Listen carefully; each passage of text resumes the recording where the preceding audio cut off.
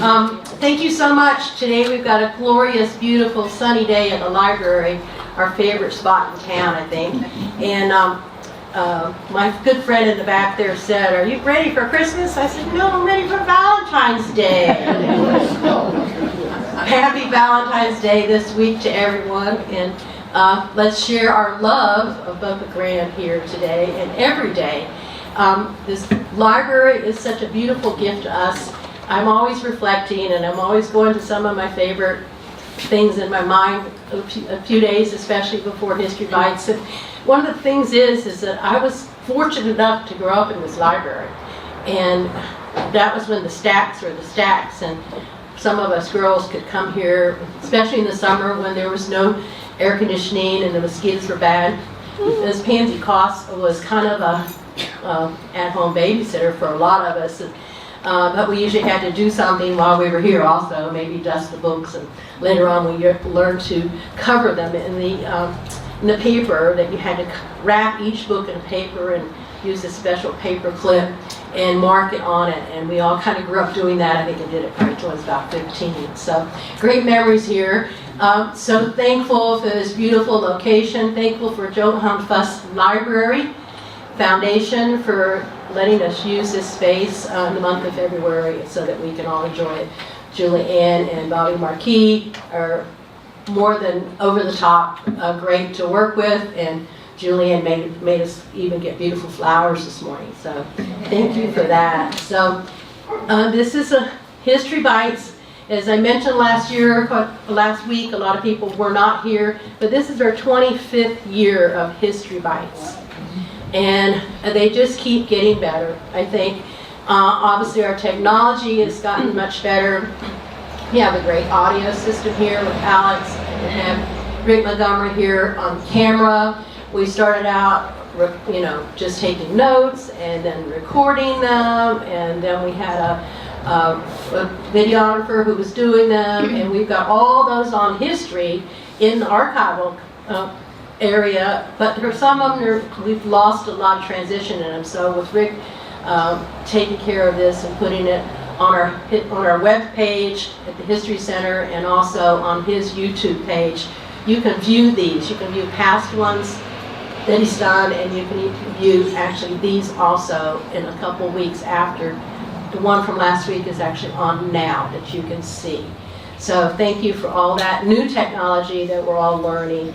I want to shout out to some of the committee members and the board members that are here today. If you just raise your hand from the History Center. And Scott Shively's out there taking the names. Cindy Crisco's at the center today. She's got to be there for opening. I want to thank, last week I failed. I was so excited and pumped up last week. I had all of my little things I told, but I forgot to mention our sponsor. We have Ferguson Skipper, the law firm, is our sponsor this season, and they've been in business for 45 years, and they have sponsored many events for us through the last few years at the History Center, and they have made it possible for us to do this season, where we can have these extra special programs as far as the video, and have the tent and work through this. So thank you so much to them. I have a few little notes, as some of you weren't here last week, but Rosemary, Marie, and Jim Blaha are our honorees this season. To special for the whole month of February. They're our special people because they are loved.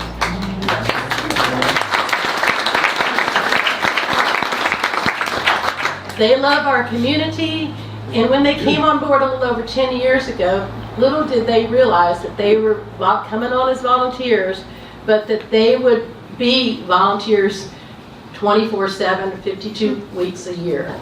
And they prove it. I have lots of pages of archival information. I mean, I won't go through them all, but pages and pages of things that Jim has researched and he has books on.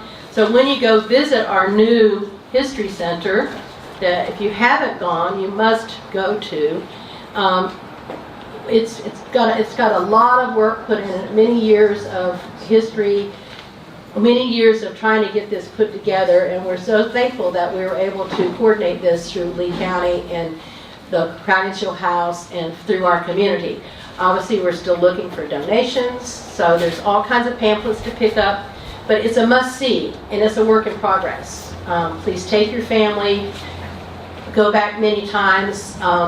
Jim and Rosemary are usually there in the afternoon, and you can help if you have a research project, or if you're a college student or you're elementary school student, or anyone has a project they're working on. That's a place to go.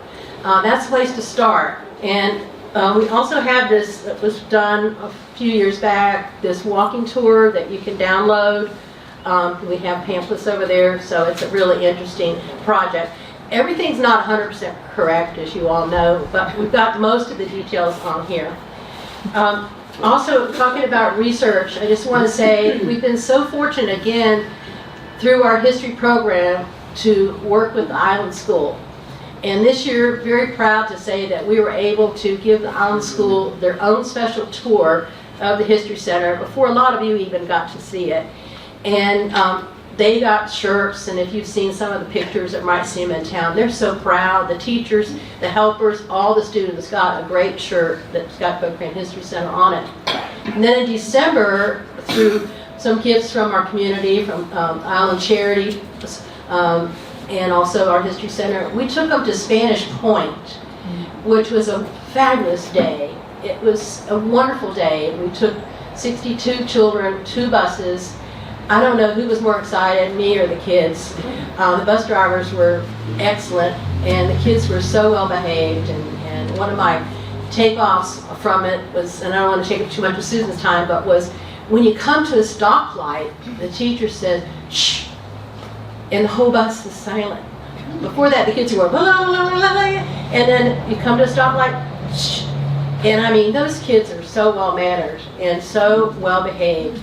And they soaked it all in. I've got a whole pamphlet of pictures that they drew and thank you letters that they wrote. And I sent them to Spanish Point to our leader, Katrina, who was there, because the little things they picked up, some of them drew pictures of the trees, because we did walks down and she talked about the different trees. Some of them drew pictures of the butterfly garden because we were there. They drew pictures of the church, where there was a story in the church. We had lots of pictures of boat building because that was the favorite thing. We learned how to make a boat.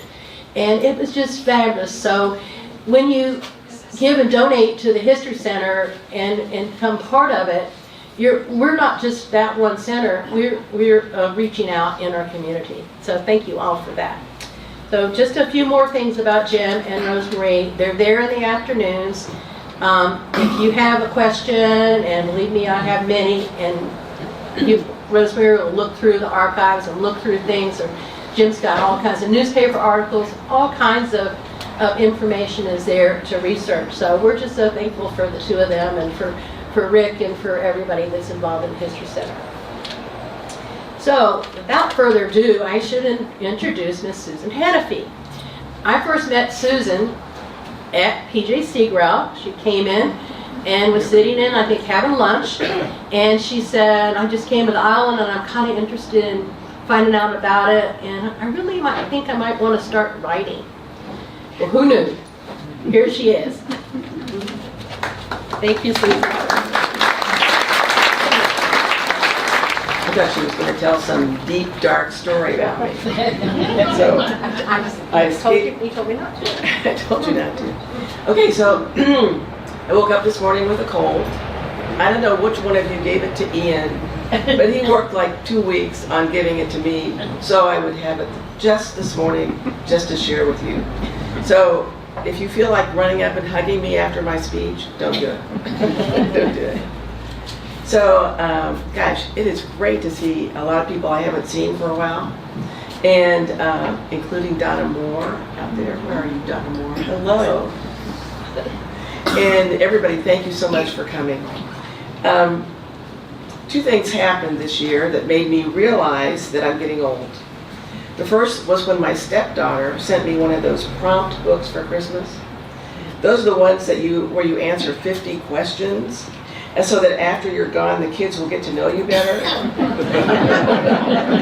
Not sure why they don't ask you those while you're still alive, but I guess that's how things operate in today's world.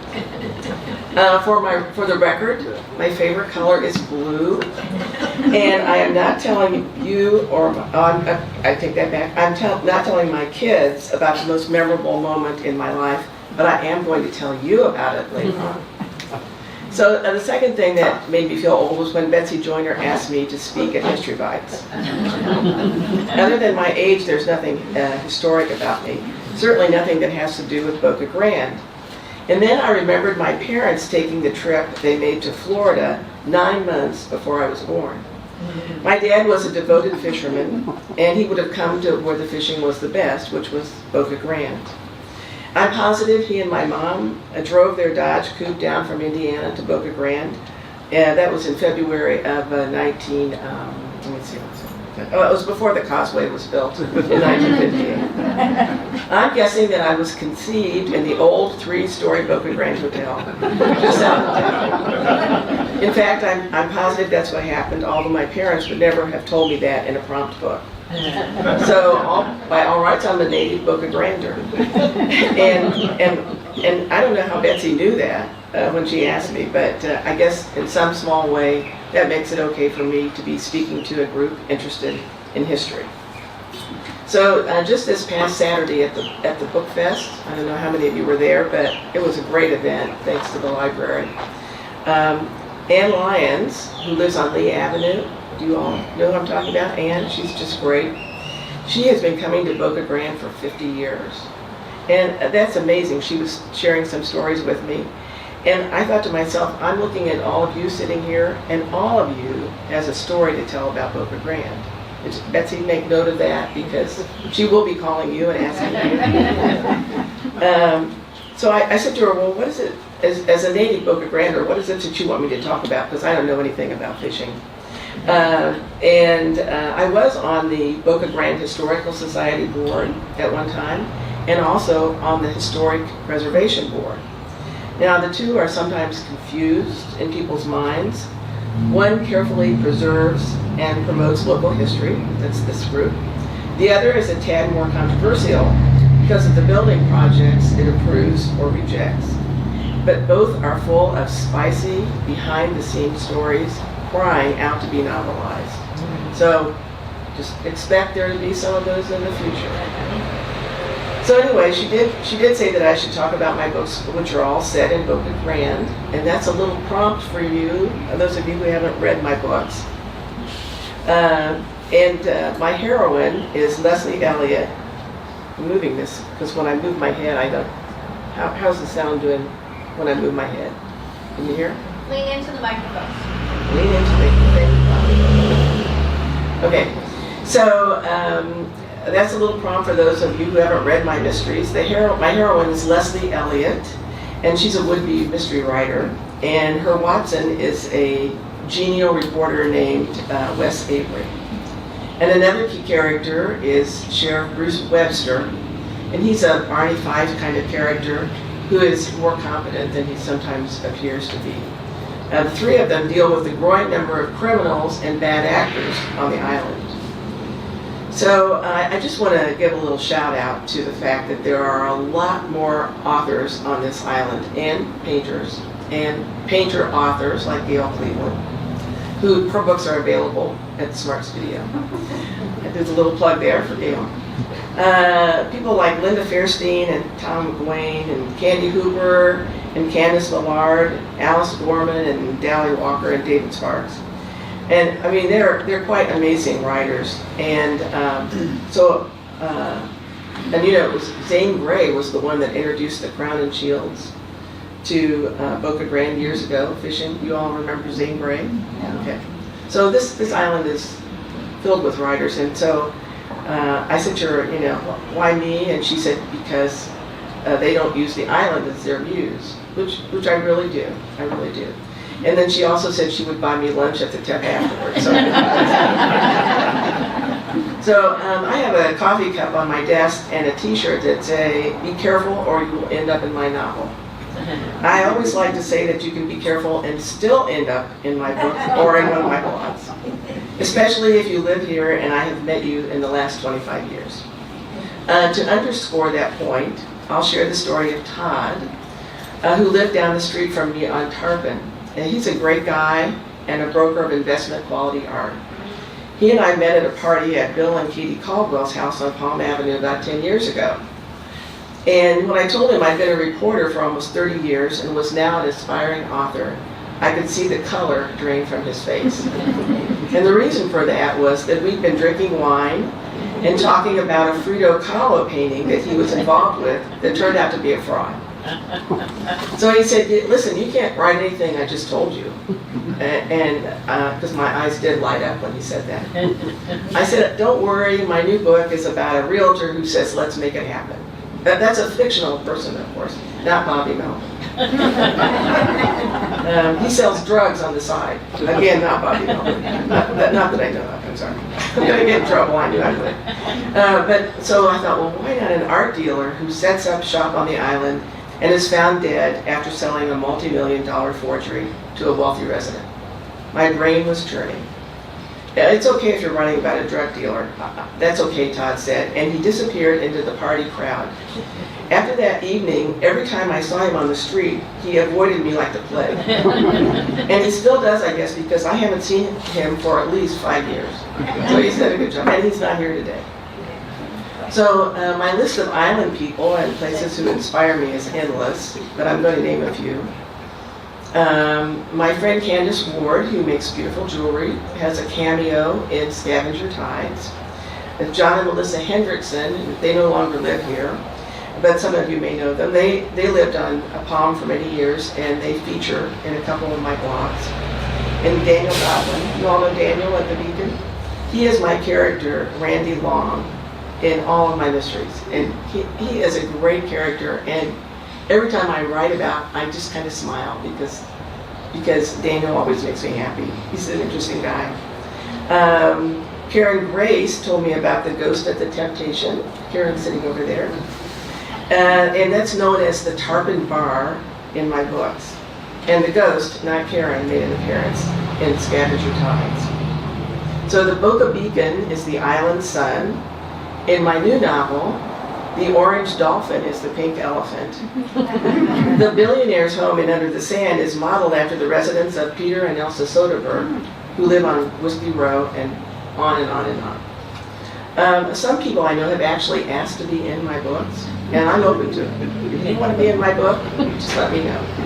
It's good if you also come with a story, but I can make one up. At first, my neighbor Pete wanted to be in my book. And he's my neighbor at the Glen Ridge, which is a continuous care retirement community where I live kind of half the time. And half of old Boca Grande lives there too. It's quite interesting. It's like going into the post office when you go into the dining room. Oh, there's Pat Chapman, and there's Nancy Ireland, and it just goes on, and the Wesselmans, and it just goes on and on. So you feel like you're in Boca Grande even though you're in Sarasota. Anyway, so Pete and his wife Susan wanted to be in my book, and so suddenly they became major characters. So I'm very excited for them to read the book. And also, when I was writing it, I had them own the house that is owned by Bill and the late and wonderful Mary Donahue's daughter on Shore Lane. And I believe it's 27,000 square feet. It's a great house. So perfect setting for my next book. So before I tell you how many of you have made it into my books and may not know it, I'll share a little background about myself because Betsy said I should. I grew up in Indiana. If you know anything about Indiana winters, you know what my parents were leaving me in Florida in February of whatever year that was, having a rather good time on Gasparilla Island. I graduated from Indiana University, which had 2 good football teams in 80 years. Finally pulled off a national championship. Are there any IU fans here? Oh, good. After graduating with a degree in journalism and English, I ended up at the Indianapolis Star, which is the state's largest daily newspaper. There were 4 other females in the city room, and 2 of them were secretaries. So really, I don't know how I made it in there. I think they were desperate. But back then, we were not allowed to wear slacks. Or we were also not allowed to cover the police beat, which is why I am not Michael Conley today. Anyway, they were actually shocked that I wanted to cover the police beat, but I thought it would be really a great beat, and apparently it was, but I never found out. Things did improve for us girls when the publisher's daughter came to work for the Star, and we could start wearing pants to work. By the time I left the newspaper business in 1992, after 26 years, there were more women in the city room than men, and I was covering the governor's office, state government, and politics. Some of the people that I wrote about in the Indiana Senate all those years ago, 1993, are actually still there. So what do we say about term limits? No politics here. But being a reporter was the best job you could ever have. I guess that might not be the case now.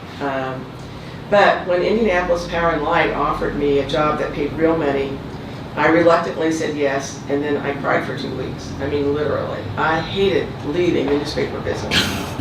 But I think I sort of got out at the right time.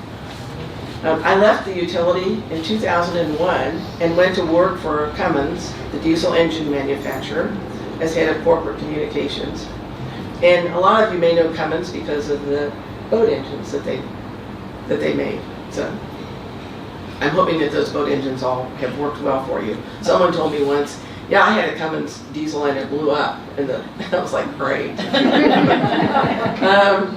So that was the same year, 2001 was the same year I came to Boca Grande for the first time at the invitation of some dear friends of mine, Ray and Carolyn Hanafee, who owned 49 Sea-Watch. And that was the last house built on the lakeside in 1995, and Donna Moore was their realtor. So she remembers that well. After that first visit to the island, I, like the rest of you, was hooked. I spent every vacation here, mostly in a condo I rented at Boca Grande North. And then when I retired in 2012, I moved here full-time and began writing for pleasure. Since then, I have written 8 books on my island experiences. The first was a collection of 5 children's stories, and they revolve around the adventures of Rachel and her little brother Will and their grandmother Brown, and they live in a place that's like Sea-Watch. And the stories are meant to be fun, but also have messages on treating each other with kindness and being respectful to the environment. So the illustrations are done by a local artist named Maggie McClellan. I don't know if you all recognize that name, but she lives in Inglewood, but she teaches art classes occasionally at the Art Center, and that's how I met her. And one of her paintings, one of her favorites,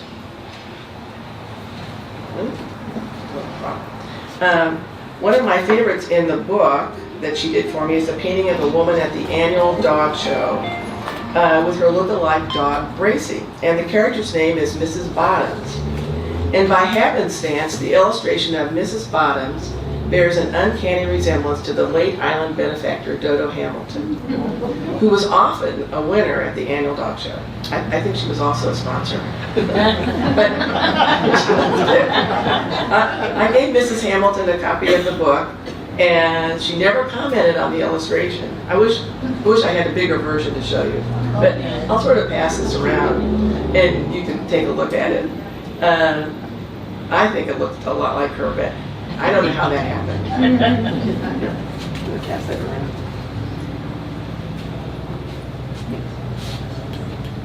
So then I went from writing children's books to my first novel, which was not a mystery.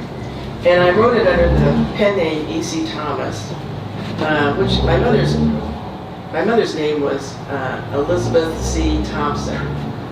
And so I was actually going to use Thompson, and I thought, wait a minute, if I do, people will know my mother's maiden name, and I'm going to get scammed or something like that. You have to think about all those things.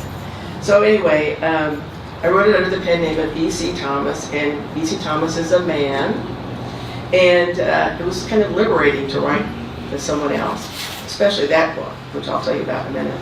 I even created a Facebook page for E.C., and he still gets birthday wishes, which is kind of funny. The novel was called 6 Weeks from Tuesday, It was set in Indianapolis. It was set at a utility. It had plenty of sex and earthy characters. I didn't have my name on the book, so what did I care? And as I tell people who've read it, it is not my story. It is not autobiographical. But it is the book in which I introduced my heroine, Leslie Elliott. And at the end, she's fed up with corporate life, and she leaves her PR job and moves to Anna Boney Island in Southwest Florida. So that's my fictitious name for Boca Grande. And yes, there is a story behind that name, but it's a secret known to only a few of us. Okay, I thought maybe there might be a chuckle from the person in the audience who knows what it means, but he's keeping his face straight, so I'm not telling either. Maybe I'll tell you that way later sometime. Anyway, when Leslie moves to this island, she buys a condo in what you know as Boca Grande North. It just happens to be the same lovely residence owned by my friends John and Gloria Mitchell. Right here, raise your hands. I spent a lot of good hours in there. Gloria's a great cook. John's a great artist. And so in all 4 books, Leslie has continued to live happily there, enjoying one of the best water views on Gasparilla Island. And John and Gloria don't seem to mind that the condo is sometimes a little crowded. So thank you for letting me use your condo.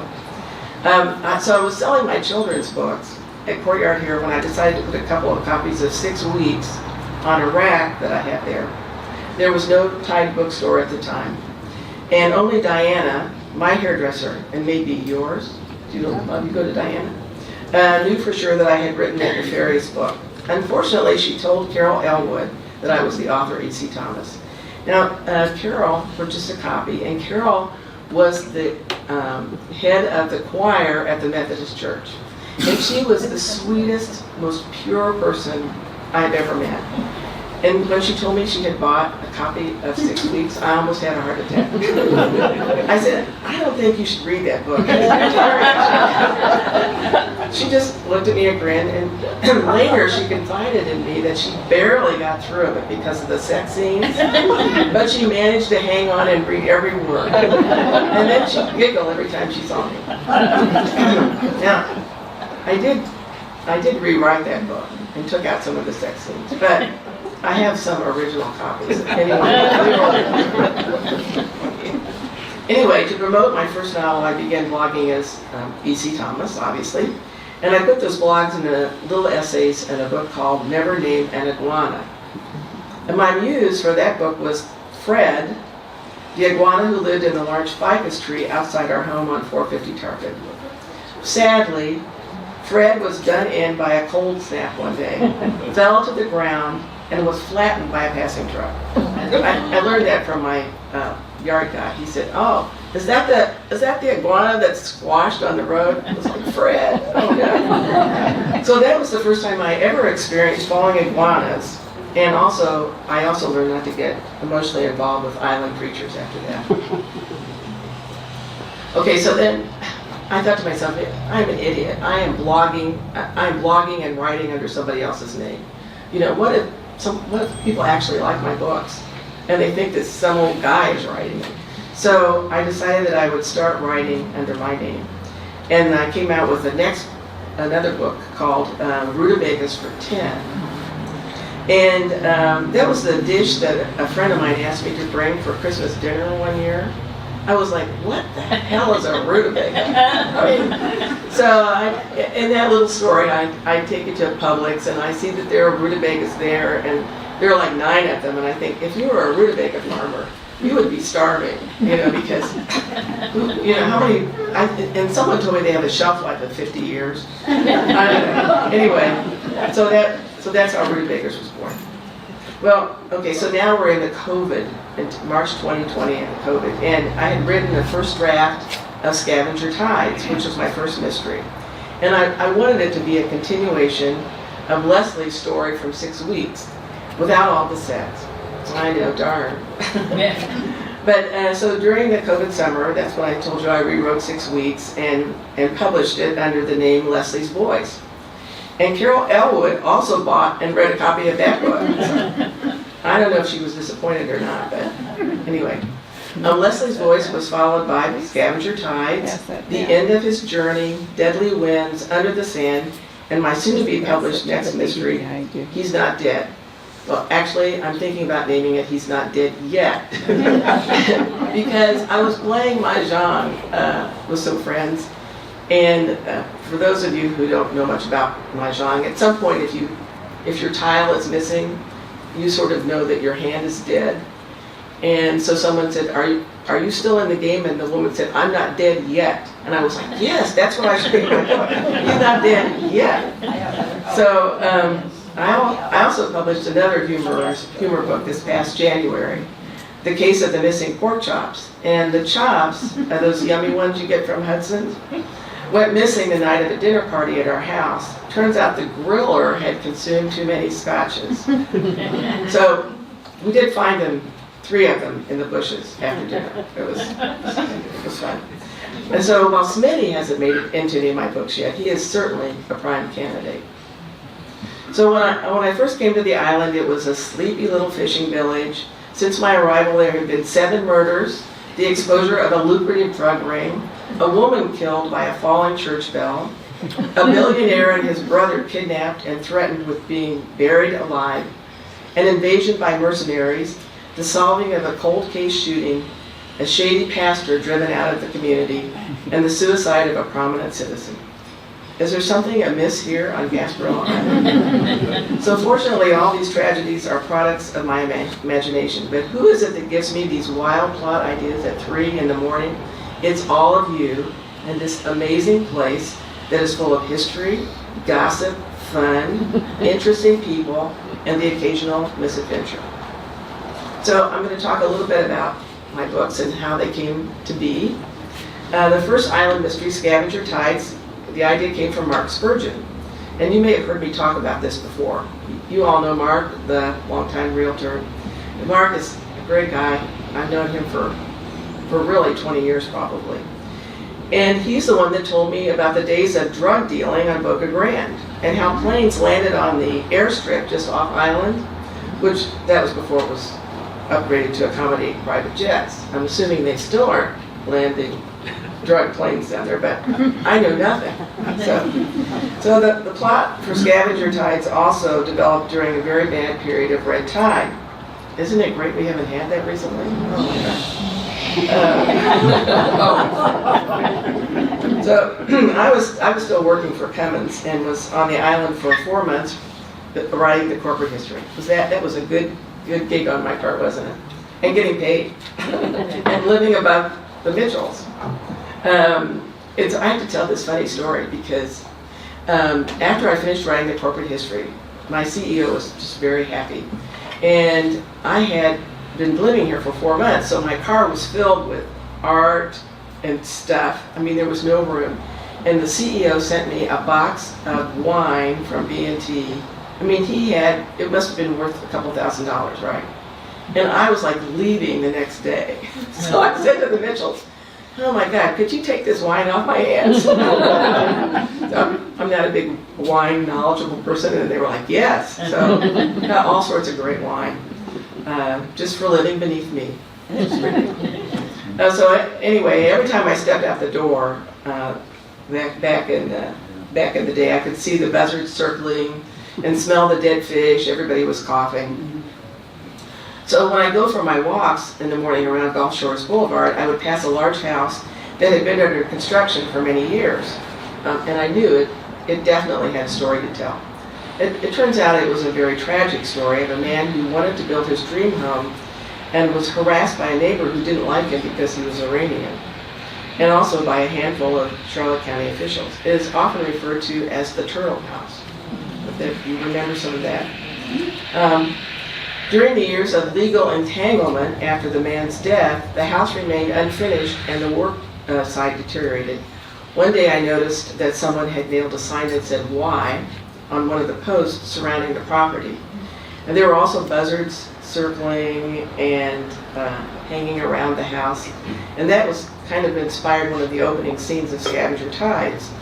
and the house became the focal point for the mystery.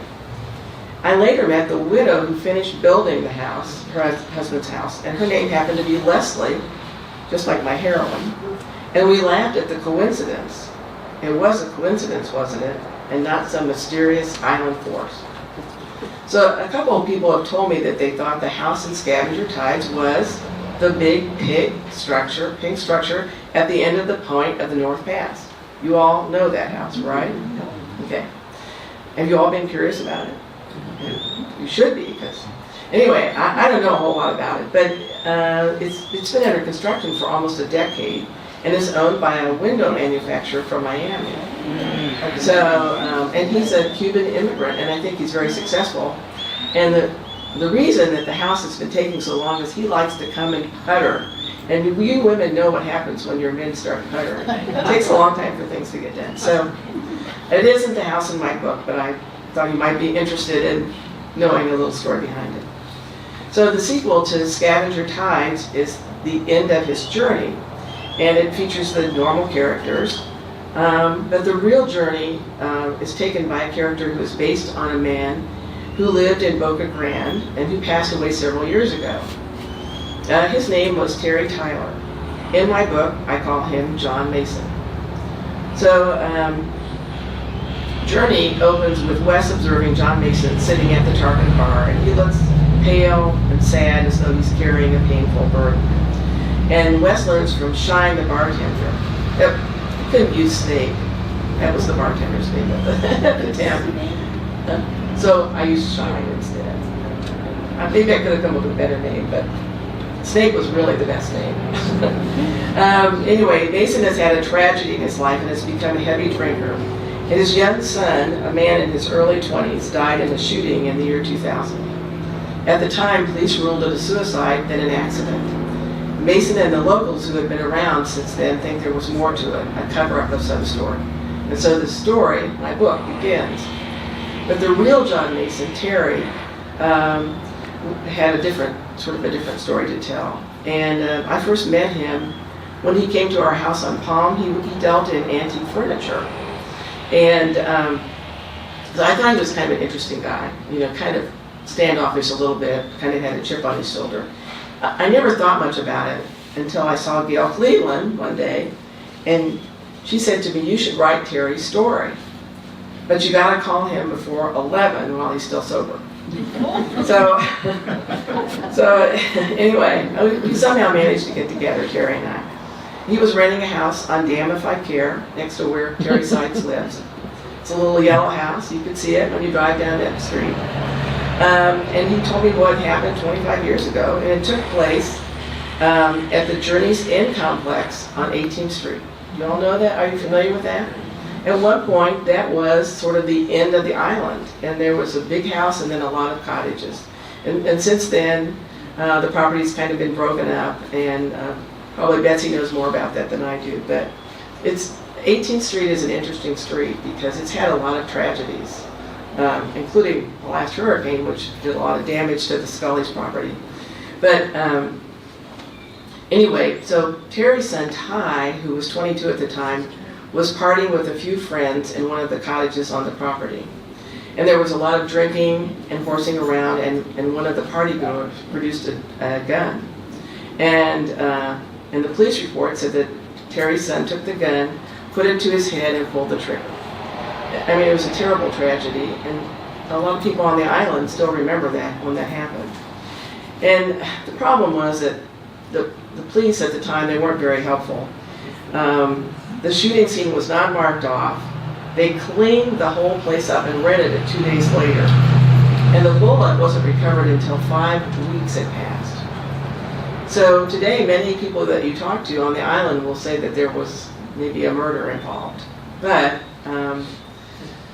anyway, Terry hired a detective and a lawyer to fight the case. And so then 20 years later, he was telling me his story. And James Patterson says writers should write what they know. I will add, but you have to be careful not to be sued for libel. So who knows what went on at the party that night. But Terry gave me boxes of materials, newspaper clippings, and depositions. And when we met about a month later, I said, I can't write the story the way you want me to, because I'm not going to accuse somebody of murder and be sued. So he was pretty mad at me. And he said, well, in that case, I don't want you to write the book. I said, okay. So I left, and he died like, I don't know, 3 weeks later. And I had all that material. And I thought to myself, I'm going to write this book in a way that will sort of tell Terry's story, but won't get me into trouble. So that's what I did. And I changed Journey's End to Seaside Cottages, and 18th Street became 15th Street. And then I added a bunch of other characters. And so basically the story was fiction, but it was still Terry's story. And at the end, I gave him a happy ending. So I don't think he would have liked the book, but I felt like I had sort of done the justice by him. So my third island mystery is Deadly Winds, and this story centers around a controversy over a remodeling project at an island church. I'm sure there's never been a church building project that didn't involve controversy, and egos, and people wanting to kill each other. Figuratively, not literally. I want to stress that Deadly Winds is fiction. However, it was written shortly after I got in trouble with some in the congregation for opposing a remodeling project at the Methodist Church. What really irritated them was that I voiced my opposition to the plan in a hearing in front of the Historic Preservation Group. Remember, I had been a member of that group, so I had kind of an in with them. And they sent the project back to the drawing board.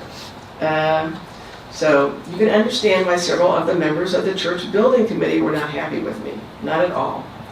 I wasn't opposed to the upgrades. I and several others just wanted to make sure the little church office remained a historic structure. In the end, everything worked out great. Better than in my novel, where 3 people die, including an unhappy parishioner who opposes the remodeling and is flattened when the church bell falls on her, and an architect who is murdered with a 2x4. Okay, so Deadly Winds came to mind several weeks ago when I was approached by a member of the Board of Trustees of the Methodist Church. You know that book you wrote, Randy said? Well, it almost came true. We discovered last summer that there was extensive dry rot around the church bell. It could have fallen on anyone at any time. So I'd like to take a minute to introduce the person who rings the bell at the Methodist Church, whose life, Jim Cochran, his life has been in jeopardy all these years, and we never knew it. So this is concerning because now that all the people, the late sleepers of Gilchrist know who rings, the dastardly person is 10:15 on Sunday morning. He does get a little blowback for that, but there's nothing better than the sound of the church bell, especially when it's not the sound of the church bell falling and hitting the ground. So anyway, that's the stuff that fiction is made of in Boca Grande. In my latest published mystery, Under the Sand, 2 wealthy brothers are kidnapped by mercenaries who are planning to bury them alive after a hefty ransom is paid. The burial site is Three Sisters Island. You all know Three Sisters, but I gave it a different name. Honestly, I can't remember what name I gave it now, but it was different. So Mark Spurgeon actually gave me the original idea for this again. He told me the story of Barbara Jane Mackle. And that probably means nothing to you, but you probably will remember the story when I tell you. She was the daughter of a Florida real estate mogul. And in 1968, she was kidnapped by someone who had worked for him. And she was buried alive in a shallow trench inside a fiberglass reinforced box. The box had air pump, food, water, and sedatives. Fortunately, she was found and survived. And she was actually, when Mark told me the story, he said she was married on some island over here, which of course wasn't true, but she was buried in Georgia. But it was enough to get me intrigued with the idea of writing this story. So actually she and a newspaper man named Gene Miller wrote a book about the adventure called 83 Hours Till Dawn. That's how long she was buried. You can imagine being buried 83 hours. So actually I read the book, and then in my book, Under the Sand, there's an iguana hunter, and I named him Gene Miller, because I thought that was kind of a nice thing to do for Gene Miller, who has passed away. And here's a little side note that has nothing to do with Boca Grande, but does have something to do with Indiana and how things happen in Indiana. Barbara's kidnapper was a man named Stephen Christ, and he was caught and served only 10 years of a life sentence. He was paroled. He got a medical degree from Granada and ended up practicing medicine in a little town in Indiana. Is that crazy? I know, that is crazy. That's scary. So, obviously, I was inspired a bit by Edgar Allan Poe's book, A Premature Burial, which is actually a sort of a short story. But many of the ideas came from my good friend, Bo Hamrick. So, well, you don't have to stand up and take a bow yet. Bo is a Navy veteran, and he is a regional director of the Naval War College Foundation. So, he was shocked by the stories he heard from first responders about how badly communication systems on Boca had failed during Hurricane Ian. And Fire Chief Blosser also thought the situation was unacceptable and was happy to take a lead on making some much-needed changes. So during one of our many conversations, Bo and I speculated on what could go wrong on an island where communication systems failed or were sabotaged. We are both wild conspiracy theorists, and proud of it. But we're the literary type of wild conspiracy theorists. So if there's a dark place, we go there, and often for valid reasons. We talked about how island residents could become soft targets for bad actors like that kidnapper, Stephen Christ. Someone could come by boat, and if this isn't chilling to you, it was chilling to me when I wrote the book. Someone could come by boat, kidnap a wealthy person, and hold him or her for ransom. There are only 2 deputies on the island most times. If communications were down, there would be no way to reach out for additional help. What if the bridge was disabled? An engineering expert has said it could happen. Well, may I a lot of these things have been fixed now. I was going to say that. A lot of these things have been fixed. We still only have 2 deputies, but a lot of these things have been fixed. We have certain things that have been in place. Yes. But Bo and I are putting the book together. So, and they hadn't been fixed at that time. So the cell tower being destroyed in my book, it's felled by a blonde munitions expert, who in my mind, never mind, I won't go there. But in reality, as I'm sure you recall, the cell tower and the bakery building were taken down by Hurricane Ian. So Bo and I spoke almost daily while I was writing. Our conversations would often start with him saying, "You're not going to believe this." And into my book it would go. And so while I was busy with Under the Sand, Bo joined with Chief Blosser and Larry Hanna from the Hurricane Relief Fund to begin to fix the island's emergency communication systems. And I think we owe all of them a big thanks for making this place a lot safer and a lot better. So I have to say that my favorite conspiracy theorist has been a little distracted lately. Excuse me. After marrying the lovely and wonderful Loretta not long ago. So one of the best parts of their story is how they met. Bo was helping distribute walkie-talkies to residents at the fire station as part of this new emergency system. And Loretta was there to pick one up. Turns out they were both tuned into the love frequency. So congratulations to 2 great people. And Bo, now it's time to get back to work. He never calls me anymore. He never gets me active. I don't know what he's doing. But in my upcoming mystery, he's not dead yet. It's in the hands of the mean editor that will tell me all the things that are wrong with it. And Chris Elbert is one of my favorite readers. She's back in there. I don't know why she's not sitting with her mom today, but it's okay. It's okay. Anyway, she's reading the first draft of this. So the muse for this novel is the genial husband of Daphne Johnson, the Methodist church pastor, and his name is Frank. And if you haven't read my early books, you won't know that Frank Johnson was a fisherman that Leslie Elliott met when she first came to the island. Of course he was very handsome, he was very sexy, and he was an extremely unreliable boyfriend for our heroine. So in Scavenger Tides, Frank is working undercover for DEA, hoping to ferret out the island's drug dealers. Bobby Meltman. No, I didn't say that. In the beginning of the end of his journey, Frank is found dead on the beach by his good friend, Sheriff Bruce Webster. I never considered that Frank the fisherman could return from the dead until the real Frank Johnson read my books and said to me in church one Sunday, "Why did you kill Frank Johnson? You have to bring him back." Bring back a dead character, one that has been gone for 2.5 books? I thought about it. I suppose anything is possible in Boca Grande. Not to mention that resurrecting the dead is one of the oldest devices in literature.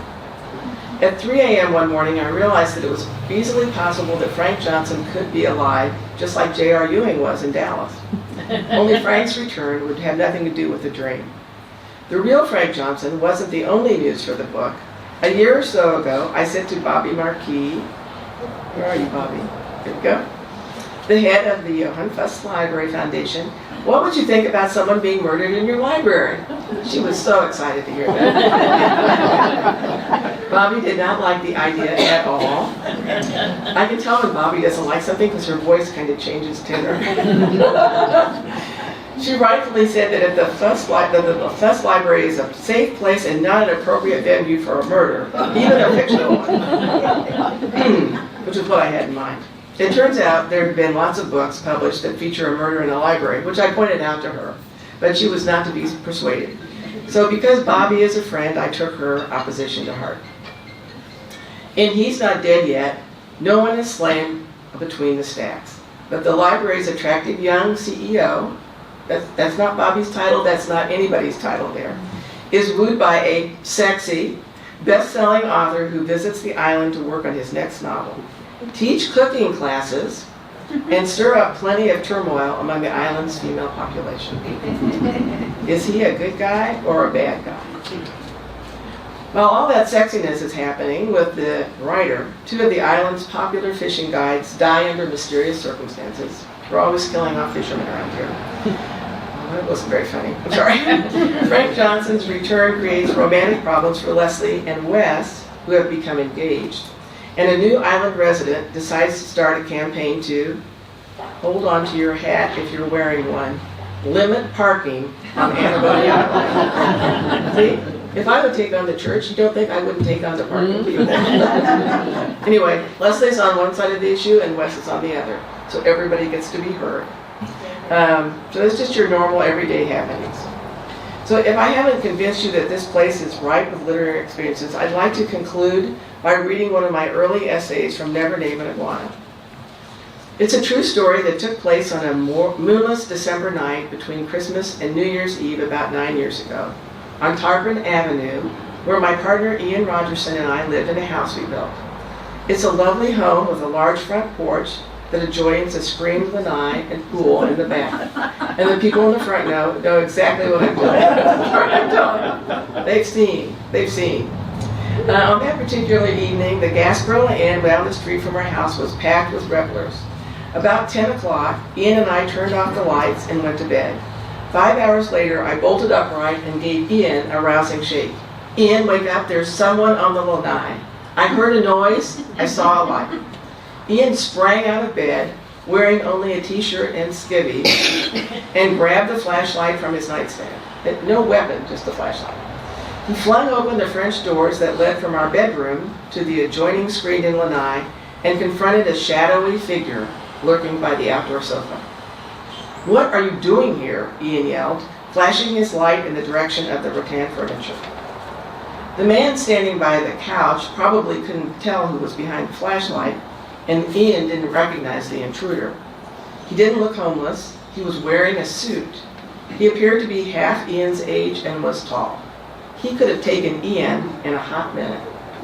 Instead, his hands shot up in the air. Sorry, I didn't know anybody was home. I was looking for a place to sleep." Then he backed out the screen door and disappeared around the side of the house. Meanwhile, I had called the sheriff's office, which was less than a minute by car from our home. Less than a minute. I was giving my name to the person who answered the phone. Then I was spelling my name. And I was giving my address and repeating it several times. When I looked up and saw the man coming back, through the windows I could see he was coming back to the the lanai. "Ian, he's back, I yelled. I steeled myself for what was to come next. Robbery, death, on Boca Grande, it wasn't possible. The man re-entered the porch, hands in the air. Sorry, he said, can I have my tie? Ian was too stunned to say anything but okay. The man grabbed the still knotted article off the back of the couch and staggered off. Meanwhile, the sheriff's office was on the phone asking if we wanted them to send someone to our house. I have nothing but good things to say about the deputy sheriffs on the island, but that night I was pretty upset with the Fort Myers dispatcher. "Do I want you to send someone over?" I repeated her question. I'm sure my voice was filled with sarcasm. Was this how they handled breaking and entering calls on my favorite island? Did she ask where's Boca Grande? No, she didn't. It's been known to happen. Oh no, don't tell me that though. Well, do tell me that. It's too late now, I responded and hung up. Poor guy must have been lost, Anne remarked when he and I returned to bed, and we speculated about how he ended up in our lanai. Maybe he forgot where his inn guest cottage was. That happened a lot when we lived on 450 Target. Maybe he was drunk, I said, and then asked the question that any inquiring female might in those circumstances. Are you sure he was alone? Absolutely, Ian said as he nodded off to sleep. He awoke the next morning to find me standing in the kitchen, wearing plastic gloves and holding a pair of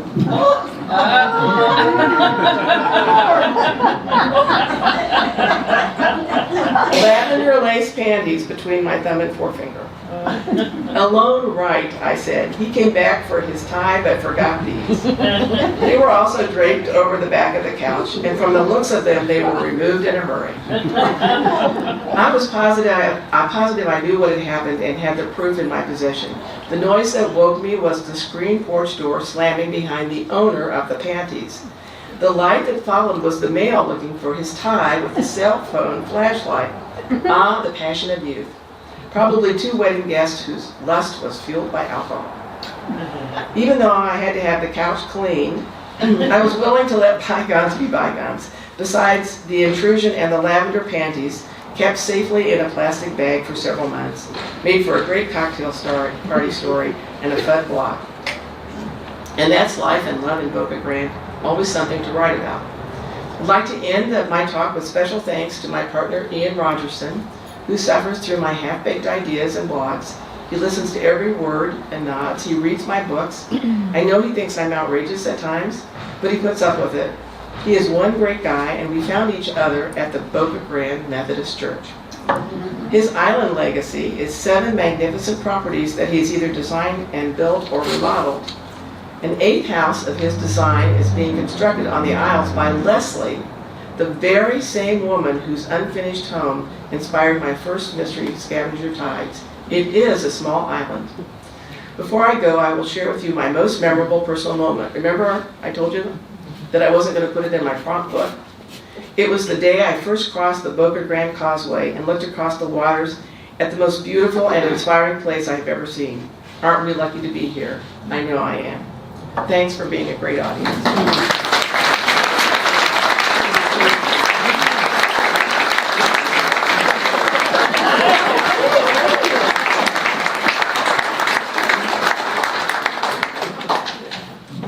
Thank you, Susan. Does anyone have any questions for Susan? Susan, Book ideas. those are Jane's panties. Give those panties for Jane. And the wine was really wonderful. We shared the wine. I know all of you have great stories, and I would love to hear some of them, and you need to put them down on paper, not in some silly prompt book. But you all, there are, I think Linda Fairstein said there are more per capita, or maybe it was Bobby, more writers per capita on the island, and painters, I would say, and painters, than any place. So. Susan, how do we find your blog? What is It's on SusanHanafee.com. Okay. And the last one I blogged was about, I can't remember the title of it. I'm terrible. I'll write a book and then I move on to the next book and I forget the characters' names. It happens to all of us, doesn't it? But and so I've been kind of blogging a bit lately because I'm waiting to hear back from my editors about this new book. So hopefully they liked it. Did they like it? Did they like it? Chris is nodding her head. She did. Thank you so much. Thank you so much, Susan. One thing I didn't mention earlier was Susan also helped us when she was on the board of the History Center write a semi-play that we did at the Gas Berlin as a fundraiser. And that was a luncheon that we did, and it was so well that we ended up doing it twice, where we used characters and kind of told the story of our history. And we thank you for that, because that's That was fun. that was a lot of fun. And that's, here we go again. You're welcome to join as a volunteer, or they'll be putting together a new board here soon. And as always, come on volunteer, and we welcome any new people to come and all your ideas. There is a story in every single one of you. And as we say every year, yes, I would love for someone to come forward and say, I'd like for you to have so-and-so speak, or I'd like to speak, or whatever. I'm not selective. You don't have to be born and raised in Boca Grande, even though I didn't realize that she was conceived in Boca Grande. So that was an intervention there. But thank you so much. It was a great presentation. Next week, very excited to have a hometown boy who was raised in Boca Grande, Thomas Knight, and he's not here today, but Thomas grew up in Boca Grande. He's from the Knight brothers family that so many of you know about. His brother is also the president of our board at this time, John's. But the story I love for Thomas to share, but everybody tells their own story, but we've had a few lunches together, is he was the manager at Mercabo, and he started working at Mercury Marine after he got out of the service, and then he was a manager for Mercabo. He was there for 30 years. So that is such a great, important history that we would love to be able to preserve, and it's a thankful he's willing to share. So please come back next week. Go to the History Center if you haven't been. Who has been to the History Center? Oh, there's a lot of you that haven't, so you better make it down there. And also thank you to the Boca Beacon for writing such a great article last week, and we're so happy for their participation and their support of the History Center. Thank you all. See you next week.